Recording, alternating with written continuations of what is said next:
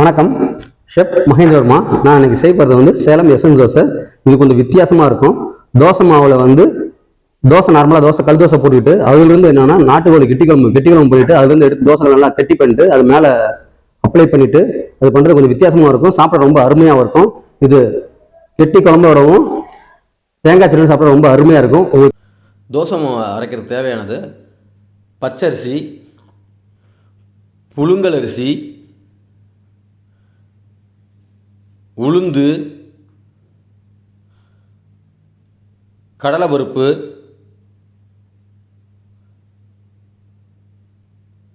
அவுள்,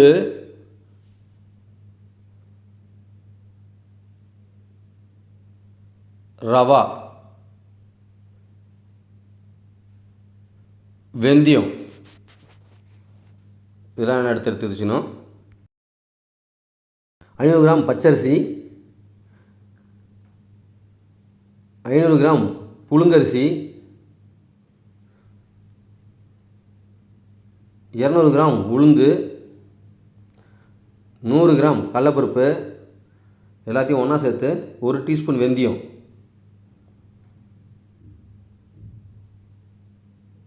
நல்லா தண்ணீர் நல்லா ஊற போட்டு நல்லா வாஷ் பண்ணணும். ஒரு 4 வாட்டி நல்லா வாஷ் பண்ணணும். வாஷ் பண்ணிட்டு 5 மணி நேரம் இந்த தோசைக்கு இது ஊற வைக்கணும். நல்லா ஊற வச்சா நல்லா அரையும். ஒரு 5 மணி நேரம் ஊறின பிறகு கிரைண்டரில் போகிறதுக்கு முன்னாடி ஒரு 25 கிராம் ரவா, ஒரு 25 கிராம் அவுள் 1 கிலோவுக்கு சேர்த்துக்கணும். இது நல்லா சேர்த்துட்டு இதையும் கொஞ்சம் நல்லா வாஷ் பண்ணிக்கணும். வாஷ் பண்ணிட்டு கிரைண்டரில் போட்டு அரைக்கணும். கிரைண்டரில் போட்டு நல்லா அரைச்சிக்கணும். ரொம்ப ஃபைனாக ரொம்ப ரொம்ப மெதுவாக அரைக்கக்கூடாது. கொஞ்சம் நல்லா ஓரளவுக்கு கொஞ்சம் ஒரு 90% நல்லா அரைக்கணும். நல்லா கொஞ்சம் சொரசொரன்னு இருக்கணும் மாவு. ரொம்ப நல்லா மிருதுவாக நல்லா அரைச்சா நல்லா இருக்காது. கொஞ்சம் முன்னாடி எடுத்துடணும். நல்லா கொஞ்சம் சொரசொரன்னு இருக்கணும் மாவு. இந்த மாவை எடுத்துகிட்டு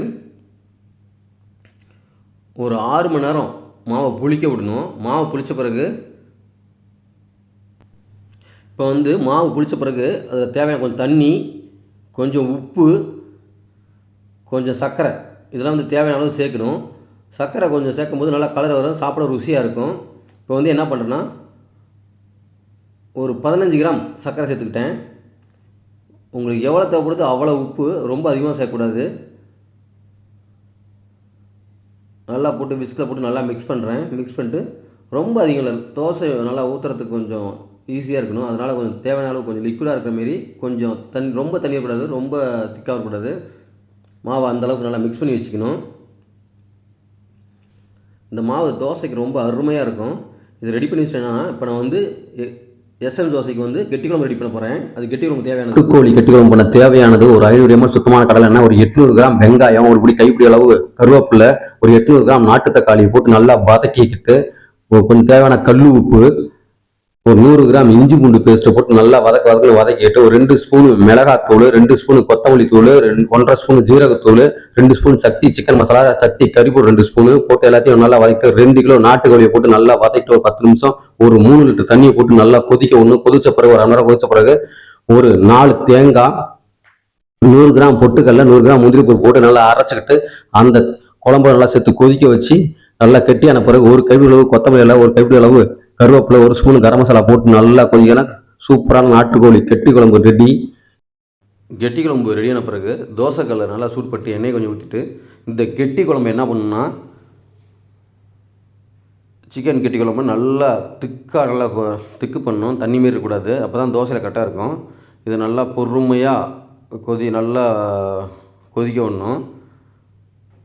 நல்லா கொதிக்கிட்ட பிறகு கொஞ்சம் கருவேப்பிலை சேர்த்துக்கணும். கருவேப்பிலை சேர்த்துட்டு கொஞ்சம் தேவையான மசாலா கூட என்ன தேவையோ அதை சேர்த்துக்கலாம். அப்படின்லாம் தேவையில்ல உப்பு காரம் சேர்த்துக்கலாம். இந்தளவுக்கு நல்லா பதமாக நல்லா பாருங்கள் திக்காகிடுச்சு. இந்த மாரி தான் இந்த மாரி பதத்தில் நம்ம எசன்ஸ் தோசை பண்ணலாம், எசன்ஸ் பரோட்டா பண்ணலாம். ரொம்ப அருமையாக இருக்கும் சாப்பிட்றதுக்கு. இது என்ன பண்ண எடுத்து ஒரு பவுலில் வச்சுக்கிறேன். இந்த கிரேவி வந்து இந்த கெட்டி குழம்பு வந்து என்ன பண்ணுறேன் நான் சிக்கனில் பண்ணுறது, நான் மட்டனில் பண்ணால் ரொம்ப அருமையாக இருக்கும். அவ்வளோதான். எடுத்து பவுலில் வச்சுட்டு தோசைக்கல்லை நல்லா சுத்தம் பண்ணிட்டு அதில் எண்ணெயை விட்டு திருப்பி அரைச்ச தோசை மாவு வச்சுருக்கேன். அந்த தோசை மாவு எடுத்து கல் தோசை அளவுக்கு ரொம்ப பெருசான தோசை கூடாது, மீடியமான தோசையாக ஒரு 2 கப் மாவு எடுத்து அதில் ஊற்றிட்டு மீடியமான கல் தோசை அளவில் அப்படியே சுற்றுறேன் தோசைக்கு. அவ்வளோதான். அப்படி நல்லா ரவுண்டாக அழகாக சுற்றிக்கிட்டேன். நீங்கள் பெருசாக தோசை ஊற்றினாலும் ஊற்றிக்கலாம், நான் அந்தளவுக்கு தான் ஊற்றிருக்கேன். இதில் என்ன பண்ணால் நீங்கள் நெய் போட்டால் ரொம்ப அருமையாக இருக்கும். நான் ஏன்னா நார்மல் எண்ணெய் தான் ஊற்றுறேன். எண்ணெயை ஊற்றி நல்லா மட்டம் பண்ணிக்கணும். தோசை நல்லா வெந்த பிறகு அரை வேக்காடு வெந்த பிறகு என்ன பண்ணால் நம்ம எசன்ஸு அந்த கிரேவியை அடித்து வச்சுருக்க கிரேவி என்ன பண்ணுறோம்னா அந்த கெட்டி குழம்பு கிரேவி எடுத்து இந்த தோசை மேலே ஃபுல்லாக அப்ளை பண்ணணும். இது அப்ளை பண்ண பிறகு திருப்பி ஒரு 2 நிமிஷம் வேக விடணும். ரொம்ப நெருப்பு அதிகமாக இருந்தாலும் கருகி போயிடும். மீடியமான நெருப்பில் வச்சு இது வேக வைக்கணும். அவ்வளோ இந்தளவுக்கு நல்லா தோசை ஃபுல்லாக அப்ளை பண்ணிக்கணும். அவ்வளோதான், ரெடியாச்சு. இது எசன்ஸ் தோசை ரெடியாச்சு. அவ்வளோதான். இதை எடுத்து பிளேட்டில் மாற்றுறேன். இது சாப்பிட ரொம்ப அருமையாக இருக்கும். எல்லாருமே விரும்பி சாப்பிடுவாங்க. இது கூட சட்னி, கெட்டி குழம்பு வச்சு சாப்பிட்றதுக்கு ரொம்ப அருமையாக இருக்கும். இந்த செய்முறை உங்களுக்கு பிடிச்சிருந்தால் லைக் பண்ணுங்கள், ஷேர் பண்ணுங்கள், சப்ஸ்கிரைப் பண்ணுங்கள். Thank you very much.